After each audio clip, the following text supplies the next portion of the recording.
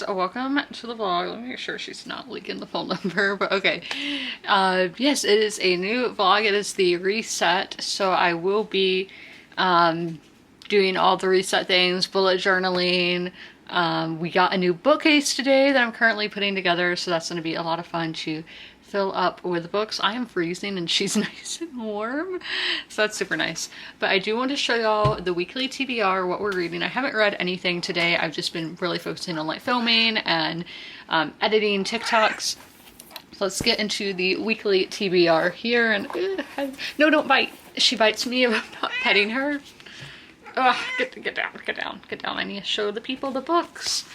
Okay, so the book that I start my day with, that I read when I work out. I don't work out this week, but that is The Illustrated Herbery by Maame. This is all about different herbs and their uses, and I'm learning because I didn't know that much about herbs before. And then the read that is going to be the main focus of this vlog is Maame by Jessica George.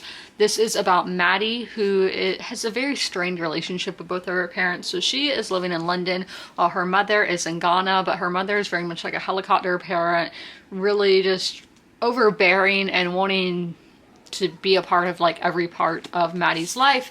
And then Maddie is also the caregiver of her father, who has Parkinson's disease. So that just adds a lot of weight to her shoulders. And it's just a very tough time with her family. Also, she is the only Black woman at her work, and there's all the repercussions of that and just trying to fit in. So there's a lot going on in this girl's life. I hope everything works out for her, but that is the book that we will be starting and we'll be focusing on in the vlog. Then my mood read is Queen Charlotte by Julia Quinn and Shonda Rhimes. This is the prequel to Bridgerton. It is the love story between Charlotte and George III.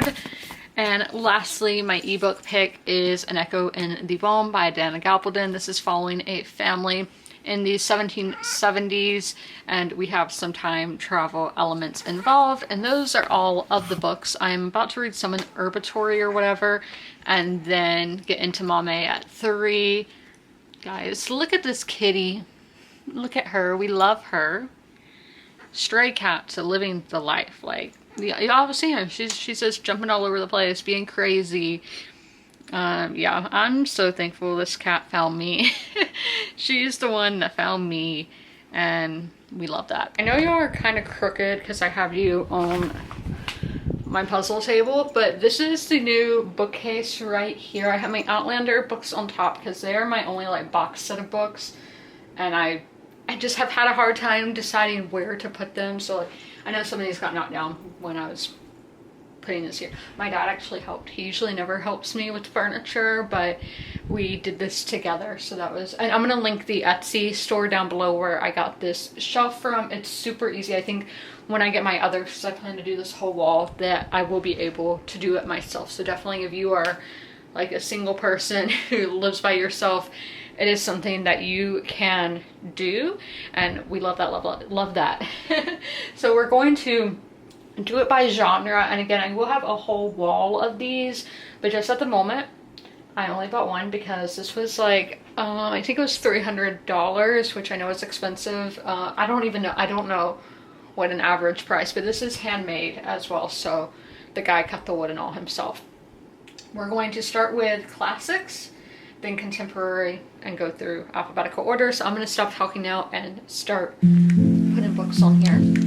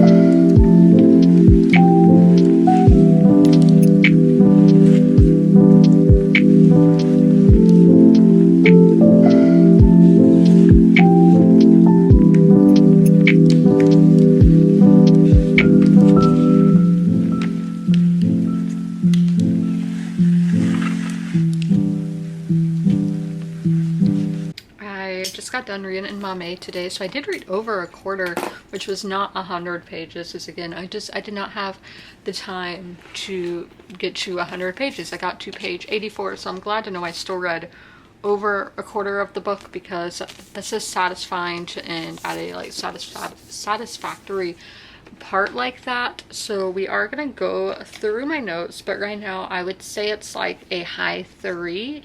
And I did just see this is the author's debut book, so there is a lot of potential here, and we'll get into why that is. So right off the bat, you're thrown right into Maddie's daily routine of her life, and looking at her and gonna look at her life, and I love how she has like a strict routine of everything she does, because relatable. Just like that, I have to do like the same thing I don't do the same thing every day, but like I eat at the same time every day, I read at the same time every day, or at least I try to. So I did find that relatable and liked that. And yes, this is very much slice of life, so this is definitely a character driven story, and if you're not interested in that, I wouldn't recommend picking it up. And this is definitely really relatable. The character is the same age as me, 25, so if you are in your mid-20s, I would definitely recommend it. And Maddie is a late bloomer like I am. She's doing what I wish I was doing, and we'll get more into that in a minute. Very much like the character of Chloe Brown, so if you like Get a Life, Chloe Brown by Talia Hibbert, you might like this one. Friends considers phone calls a personal attack, and yes, that is me. Please do not call me. Like, I don't like to talk on the phone at all. I prefer just text, and even with my friends, I will just do like a voice message on Discord. You hold down the little microphone and send, and I prefer that 10 out of 10 times over doing an actual call. Like, but I prefer text over everything. Yeah, I could go on a whole tangent, but I thought that line was funny. It's making me want to scream at her to do something for herself, but it is all too relatable. It's definitely, I feel so seen, and because you're seeing her be in all these situations, and I'm like, oh my gosh, stand up for yourself, do what you want to do, don't do what your mom wants you to do. But it can be extremely hard, and especially in her situation where her mom is away a lot in Ghana, and then her dad with his health conditions, I can understand why it's so hard for her to do something for herself. She would feel guilty doing something for herself, and it's definitely completely understandable. And you can definitely feel the emotions you're feeling, what the character's feeling. You're really put into her shoes. But there is one thing that I don't like. This is just one of my bookish pet peeves. I hate parentheses in books. If you can't get everything out and have to put in parentheses, no, you don't need those parentheses. You should be able to get everything you want to say out on the page without having to be like... Office characters, I was getting really confused by that. Her coworkers and everything. I couldn't tell who is who, and I don't know if it's intentional, because we saw in the synopsis of the book, I was making sure that I'm not going to spoil it for anything, that Maddie she doesn't fit in at her work, being black, and just she doesn't fit in. She is at a completely different stage of life than all these other women, and so I don't know if maybe they're all supposed to look the same because Maddie's different, or if they were just poorly developed. We also see Maddie having her first flat share, which means she's living in an apartment with 2 other girls, or house. I don't know if it's a house or an apartment. I would say it's more of a house. Is this different in England than it is here? So she's living there for the first time, and those 2 girls, I'm having a hard time telling who is who. I don't know if that's intentional or not. I feel like with The Office it's really intentional, but with the roommates, I am not getting it. I think they're just poorly developed, and we were introduced to too many people too quickly. But things can change, because I don't know what the vibe's going to be like with the roommates. And okay, this is just a random thing, how we said her dad has Parkinson's, and I didn't realize Parkinson's really affected your like mental capabilities, that it impacts the brain. This could be completely ignorant. What I thought Parkinson's was a nerve disorder that makes people shake or just have problems with their like physical body.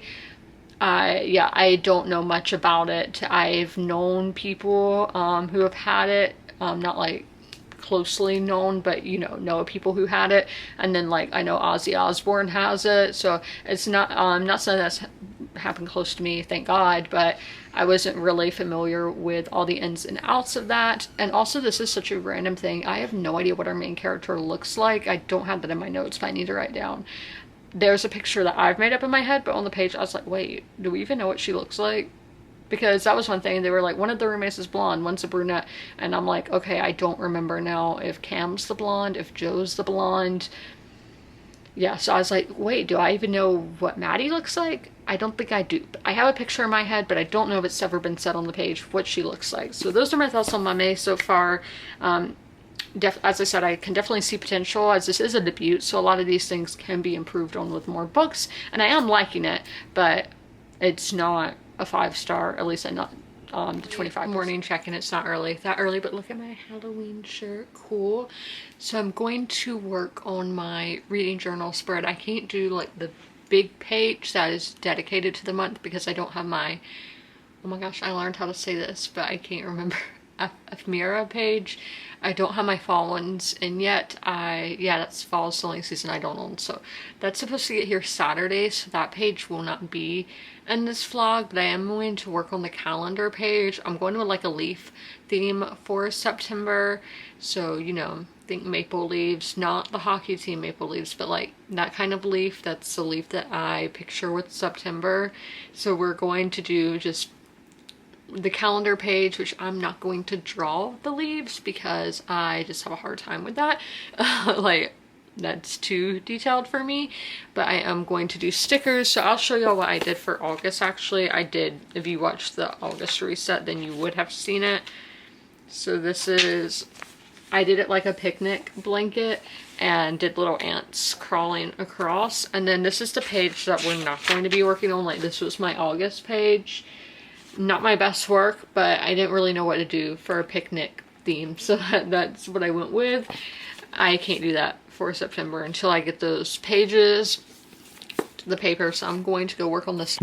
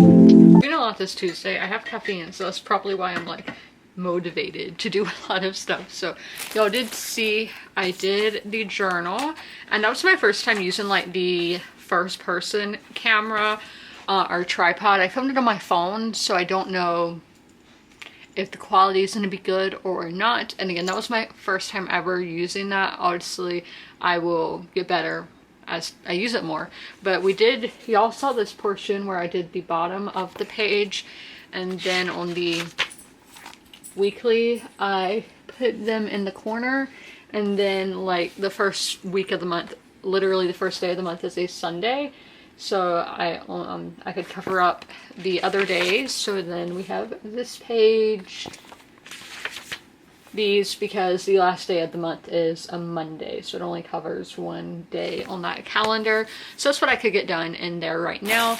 I did get a package from Target yesterday, but because I also got my bookcase yesterday, I was mainly focused on that. I didn't open my Target one. I got a thing to put candles on so you don't I don't know why that is. I've never used those before. My dad was like, oh, you got to put a coaster on a veer and under a veer and put it on the table. So I found an actual candle tray that is in Target's fall line. I don't remember what brand, but I got it. And then I did get 2 pieces of clothes. I do have one more coming, but I love the brand Grayson Threads at Target. In the summer, I've been wearing a sweatshirt that says USA and has a little teddy bear on it, so I wanted to get a fall one. And this is an extra small, and it's like this oversized, which is super nice. All their stuff's like oversized. So it's just this little bear with a pumpkin, and it is a women-owned business, which is awesome. So I think they have multiple like teddy bear shirts for the fall, but that is the one that I got. And then I got these like linen pants by A New Day, and they're in a cream color. I don't own any.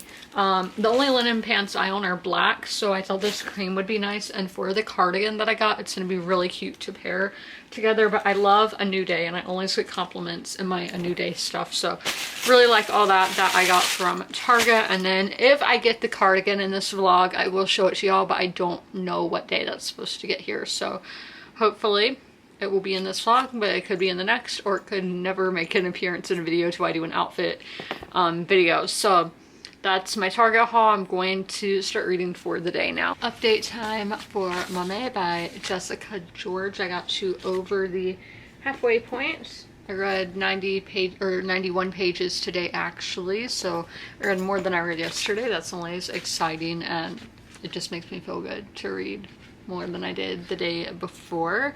So let's go into the thoughts. The first one is I had a feeling, I was like, this isn't going to go well, but it actually didn't go like I thought it would. So that's nice, because I don't want terrible things happening to these characters, so I'm gonna do this at a distance. The blue's all character, so there's a lot that I think about character work, and as I said, this is definitely a character-driven novel. I mean, the character's nickname is the title of the book. Usually when it's a name of somebody as the title of the book, it's going to be character-driven, at least in my experience. Said, I'm really enjoying the parts of the roommates and Ben, even though I still couldn't tell them apart. But I liked seeing her, like the girls, you know, picking out outfits to go out and all that, or helping her find an outfit to wear on her date. I was just like, I love to see girls bonding as friends and everything. Like, why can't we have more of that in literature? I want to read about friendship, and so I did like reading those bits. They did mention that Joe had dark blonde hair, so I was like, okay, Joe is the blonde one, and that means Cam is the brunette. So I wrote those notes down so when I can have an image in my head of who's who.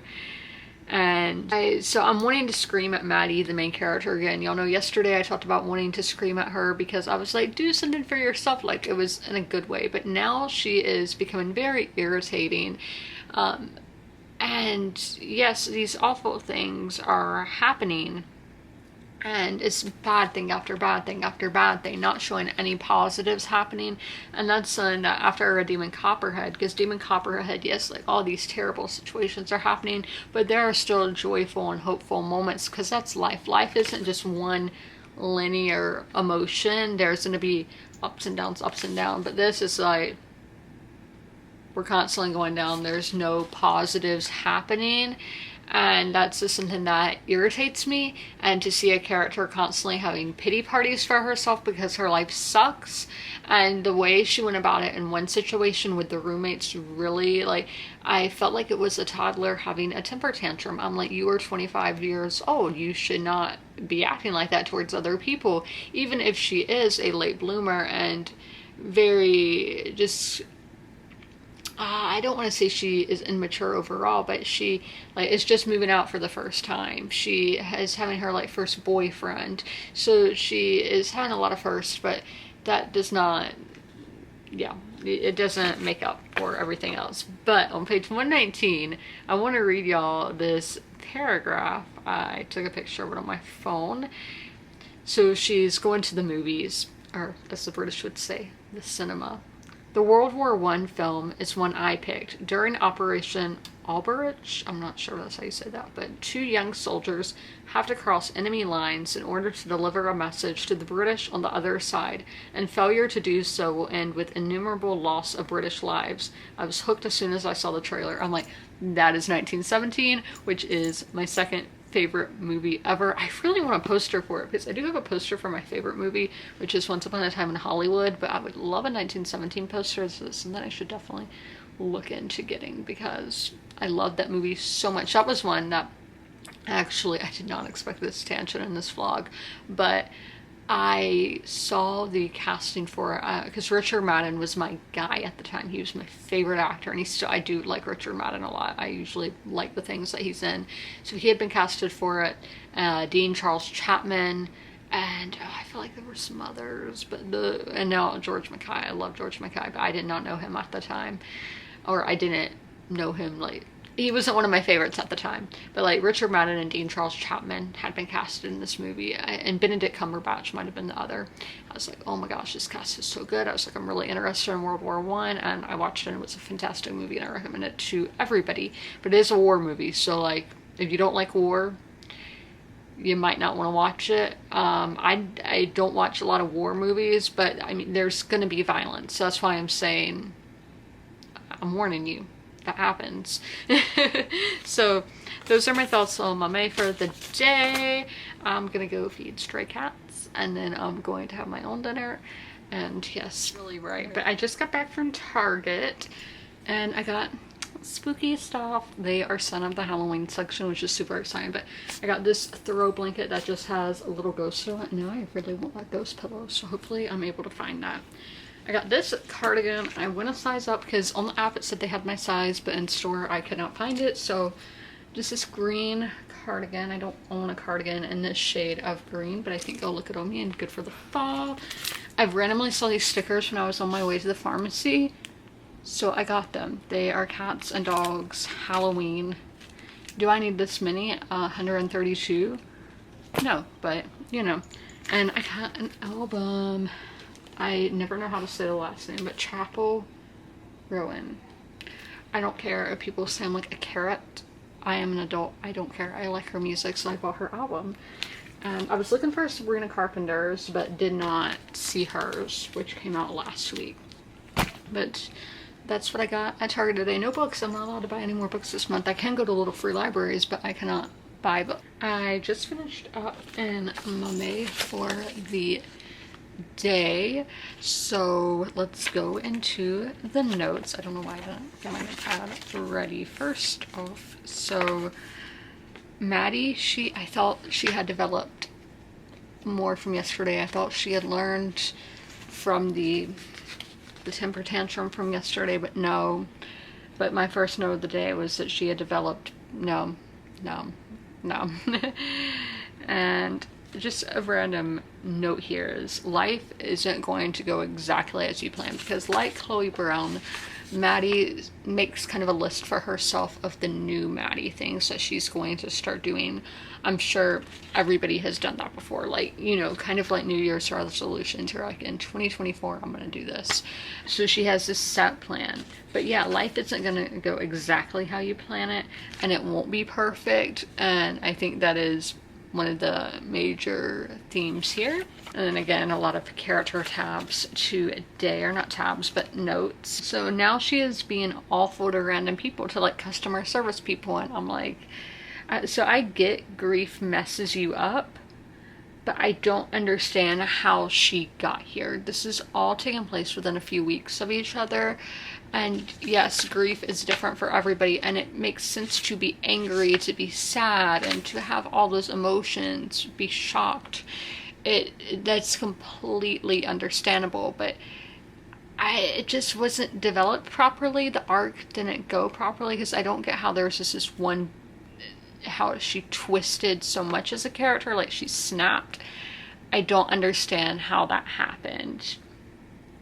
Okay, then just one was a theory I'm not gonna read. And so yes, she was relatable Maddie was relatable for the first quarter of the book, but after that it's just gone downhill with the temper tantrums, the pity parties, nothing positive happening in her life. it's just unrealistic. And those are all on my notes for today. I read 83 pages, getting to, funny enough, 83% of the way into the book.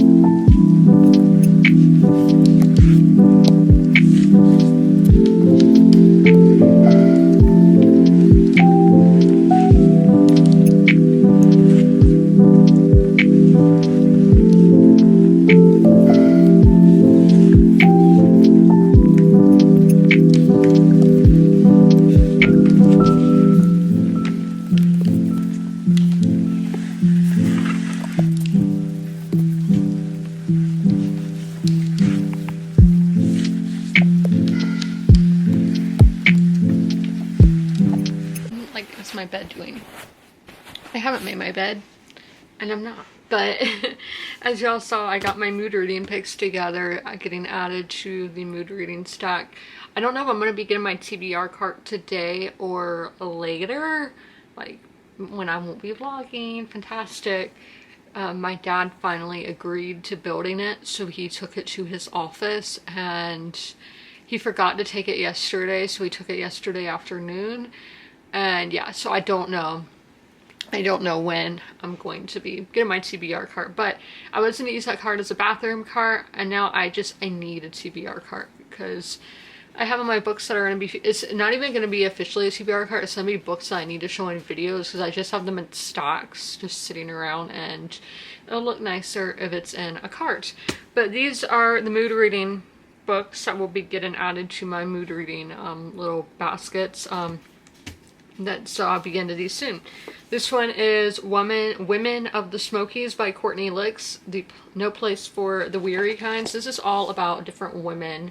Like, I mean, we had Dolly Parton on the back. I got this in Waynesville last year, which at the time was like, oh my gosh, my favorite place ever. You know, still in fall time, I was like, this is Book Lovers by Emily Henry. So definitely recommend going there. Like, I kind of like hate recommending it because it is like kind of a hidden gem, but you know. So yeah, there's several just different women. I mean, there's all these different women from the Smoky Mountains or have something to do with the Smoky Mountains. And my next one, this is gonna be fun reading in like the dead of winter, is The Sunshine Girls by Molly Fodder. Two friends, a lifetime of secrets, one sparkling story. So this is starting, we're going through the jungles of Vietnam to the glamorous circles of Hollywood. Next is, this is the first ever ARC that I got. I won it in a Goodreads giveaway back in 2020, and this is Blacktop Wasteland by S.A. Cosby. Yeah, so I read another book by him, Razorblade Tears, and it was fine. It was just too like action-packed for me. I tried to give it to my dad because they're from like the same place, but he wouldn't take it. Yeah, S.A. Cosby lives in Gloucester, but Virginia. But this is a husband, a father, a son, a business owner, and the best getaway driver east of the Mississippi. And then I actually saw this one in the reading video yesterday, and I commented telling her, I was like, oh my gosh, I have this book in, because she had never heard anybody talk about it before. So yes, I got this in the Unplugged book box, and this is They Drown Our Daughters by Katrina Monroe. If you can hear the call of the water, it's already far too late. This is part modern gothic, part ghost story. The Age Around Our Daughters explores the depths of motherhood, identity, and the lengths a woman will go to hold on to both. And lastly, we have more of like a sci-fi horror. I think it's, I got it in the horror section, but this is The Marigold by Andrew F. Sullivan. Been recommended to me. That was after I'd already bought it, but I'm glad to know that someone has enjoyed it, so hopefully I do as well. And this is set in a dystopian near future Toronto. So that is the mood reading stack for, I don't know, it's for the next few months. We'll see when I get to these books, but I will get to these books sometime soon. I finished up Maame by Jessica George, and I'm going to be giving this a 3.25. This is still a good book. I want y'all to know a 3-star rating is a good book. It's an average book. I would still recommend it if you're interested in reading it. So I just want to make that clear, because I don't know if everybody who, this might be their first time watching a vlog and they don't know my system of rating and what each, like a 3 means a 4. So I just wanted to make that clear, because I talk about that in like the first vlog of the year and videos early on in the year, but if somebody's jumping on to my channel in August, they might not be familiar with my rating scale. So let's talk characters first.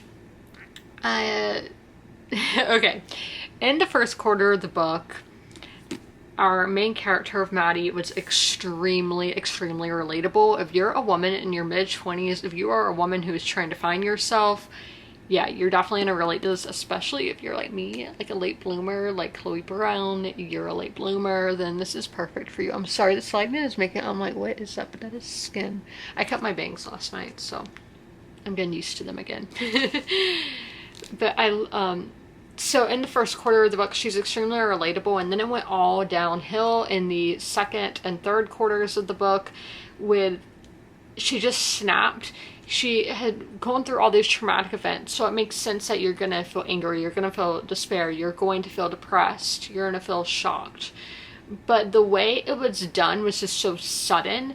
This book takes place really all in just a few weeks, and it's amazing that a character could change that much in that amount of time. There just was not enough building. It all went too fast in that regard. Then we get to the last quarter of the book, and she goes back to what she was in the first, but differently. Like, she obviously has developed as a character, and her arc does wrap up nicely, but there was just a lot of bumpiness in the middle of the character arc, and that was a major turnoff for me and took away from a lot of my reading experience. There was a lack of clarity on these side characters. I don't think they were developed well enough, and I don't know if some of it was done intentionally or not, but it did hinder my reading experience because I was getting them confused and trying to find their fitting, where they fit in with the story, and I don't like confusion when I'm reading. I don't like that, so that bothered me. Did enjoy the relationship dynamics. I liked seeing female friendship portrayed, because that's something that literature lacks so much. I liked seeing some of her dating, like getting into dating really for the first time, like, you know, really like getting into serious relationships for the first time. I did like seeing those dynamics, and then especially the relationship with her father. It made me emotional. I think it was really, the familiar relationships in this are very reflective and will make you think of like your own family and everything. Think of those dynamics. Atmosphere did not play a big part in this at all. It is very British though. If you've read The Lost Ticket, it's a contemporary romance book that takes place in London. Very similar color scheme for the covers, but they're set in the same universe in my head. No. So the setting of that book is very reminiscent setting in this book, or vice versa. The writing, I love the writing. I saw a lot of people didn't like the writing, but it's just very casual, very conversationalist, easy to read, and I love that. But there were some things that I probably wouldn't have included. I did not like the use of parentheses, because it drives me up a wall. If you can't get what you're trying to say in the prose itself, you do not need to add it in parentheses. We don't need to know that information. Then she would always Google stuff, and that makes complete sense. I Google stuff all the time. If I have a question, I just go to Safari on my phone and type it in. But we would see like she would click an article, we would get that article. She would click a Reddit thread, we would see the whole Reddit thread, and I would just skip over that because I'm like, I honestly don't care what people on Reddit and Google are telling. Like, I don't care about that. That part didn't hinder my reading experience, but I was having to skim over that. I didn't care for it. So I think it was just unnecessary to the story. Plot, this is definitely more of a character-driven book, but the themes of finding yourself are really prevalent. I talked about another theme yesterday, but I'm blanking on what it was. Oh, that life isn't going to go exactly as you plan it. Life isn't just this nice flat line, and no, life is not going to go the way you want it. It's not always going to be easy. It's going to get difficult. That was something with this, is that it was always difficult. There was, when she was going through traumatic event after traumatic event, there was nothing of hope. And I think that's incredibly unrealistic, because yes, you can go through all this shitty stuff in life, but you're going to, there's going to be moments of joy as well, because it can literally be the smallest moment of joy. It could just be you have a good lunch and you're really happy with how a restaurant made your meal, or you saw a dog on your walk. Like, there's a lot of little things like that that could have been included, rather than just making this whole, that middle part of the book, the middle 2 quarters, just all depressing, traumatic. It did not have to be that way. And I'm not saying life is like that's what I'm saying, is life is not only just going to be one linear line of emotion. There is going to be ups and downs, and yes, once we get through all those traumatic events, we do get resolved in the story, but I just don't like how it was depicted. Then we have the main character's father has Parkinson's disease. So this was really informative for me about what that's like and what an impact of having a sick parent can be like to the children. Also, we see a lot of Ghanaian culture, and I have met people who, yeah, this is like where their parents were from Ghana. I've met people in that situation in Europe, so it was interesting just to see what their culture is like and how it can be different for the children of immigrants. And so that was really informative to see Ghanaian culture and to see the Parkinson's disease representation. So this was a good book, and I would still recommend it, but there was some flaws with the character development, and then those random weird parts in the writing. And yeah, so mainly the character development was my biggest issue. But yes, if you are interested in reading Maame by Jessica George, this is a highly regarded book. It was nominated for Book of the Year at Book of the Month, and it might have been on the long list. And then it has a very high rating on Goodreads. I think it was a 4.17 out of thousands, hundreds of thousands of people giving their reviews. So that is very highly rated. It was part of Jenna Read with Jenna's book club, so it's a very well-regarded book. So don't let my thoughts be the one where you're like, oh, I don't like, yeah. So just do it as you will. This sounds like you would like it. Give it a go. I got to over 75% in Queen Charlotte by Julia Quinn and Shonda Rhimes. I don't remember if I've given my thoughts on this book in this vlog, because I was doing it over the weekend and would give thoughts to my friends who've like seen the show, because this was a show before a book. I don't know if I realized that when I started this, but I don't know if this is where you should start with the Bridgerton books. I had a friend tell me, she was like, start with Queen Charlotte, and I don't know if I agree with that, because there's just some terms in this book and all where I'm like, what does that mean? And it feels like it's stuff I should know, and I'm so curious, because this is like the generation before the characters on Bridgerton. Obviously these people are on Bridgerton, or I know she is, I don't know if he is, but as an adult, like, she's like 17 in this, when on Bridgerton she's, you know, a grown woman. But I'm so curious who are like the parents of the characters on Bridgerton and all of that. I only know what the people look like and that it's a romance show. I don't know anything other than that really. But you would think that these because both of these characters are so interesting.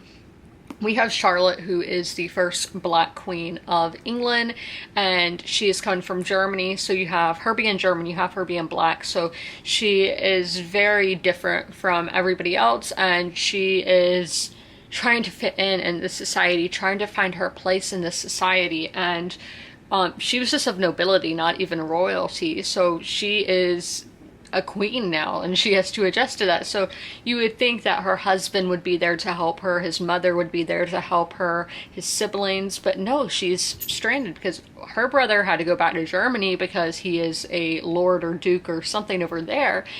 And so she's all on her own practically, except for her household staff. And then we have George, who, if you aren't aware, in American history, he's known as Mad King George. He's George the Third, and he does have a mental illness. I don't know exactly what it would be classified as, but he is not mentally well. And that is why he's so scared to connect with Charlotte, because he's scared that his mental illness is going to scare her, because he'll go on like rambles and tangents, and he's basically having an out-of-body experience, doing things that he's not realizing he's doing, and he doesn't want to scare her off. He doesn't want her to judge him. So that is why he is scared of being around Charlotte. He won't even live in the same house with her. House, you know, it's Buckingham Palace and then another palace, but so that is why he's standoffish from her. He doesn't want to scare her. So I think those would be, they're extremely fascinating characters, but I don't feel anything on the page. I'm just bored. That is my overall thing. Atmosphere, yeah, it's cool, but like it's fine. It's not doing anything for me. The writing, I think this is going on way too long. I'm not even at the 300 page mark, and I'm like, oh my gosh, this is going on forever. We're going in circles of them being separated and Charlotte being, he doesn't love me and all that, and is just trying to get back and trying to find out why he's apart from her. It's just, we're going in circles and it's boring. That's something with this book. My mind has just been wandering off a lot, me thinking about other things, and at this point, yeah, I am reading every other paragraph. Basically every other day. One day I'll read the whole page, the next day I'll just read every other paragraph. But it's just very dull and flat and boring. But I've heard the TV show's a lot better, and that a lot of this was just copy and paste. Like the dialogue was copy and paste from the TV show. So that's what I'm saying. This is basically a novelization of the TV show. I don't know if that was originally how it's marketed or anything, but yeah, it's fine. It's not bad, but I'm bored, and I thought a Bridgerton book would be better, but I'm still going to give the main Bridgerton series a go, because one, that's not a double like person series, and since I've learned that this book came out after the TV show, I think a book series that came out first before the TV show, this will be more interesting. What will we be reading in next week's vlog? What will be the main book in the vlog? What will be our main focus? And that will be Horse by Gerda Brooks, who is a very popular author, as you can see, winner of the Pulitzer Prize. I have not read from this author, but so many, is it a woman? Yeah, so many of her books intrigue me. So, born and raised in Australia. I was not expecting her to be Australian, but yes, this one I really wanted to get when I was in Kentucky in 2022, but it was not out yet. I was in Kentucky like a week before it published. But I am a horse girl, and here we go. This is what it's about. I'm only going to give you all a little snippet, and then next week you'll have to stay tuned to see what it's really about and what my thoughts are. This is a 5-star prediction, by the way. A discarded painting in a junk pile, a skeleton in an attic, and the greatest racehorse in American history. From these strands, a Pulitzer Prize winner braids a sweeping story of spirit, obsession, and injustice. So we have 3 timelines, one in Kentucky in 1850, one in New York City in 1954, and then lastly in Washington, D.C. 2019. So y'all know I love multi-timelines, I love history, and as I said, I'm a horse girl. My dream in life, this would be an absolute goal, money is no issue, would be to have a horse farm in Kentucky. That's been my dream since I was a kid. That's the dream. I do love this cover as well. I love the colors. So yes, this one really intrigues me, and that will be the main focus of next week's vlog. But I hope you guys enjoyed this video. If you made it all the way through, leave a fruit emoji in the comments below. And as always, comment, rate, and subscribe. Don't forget to ring that notification bell to be notified when all my videos go live. I'll see you in my next one. Bye!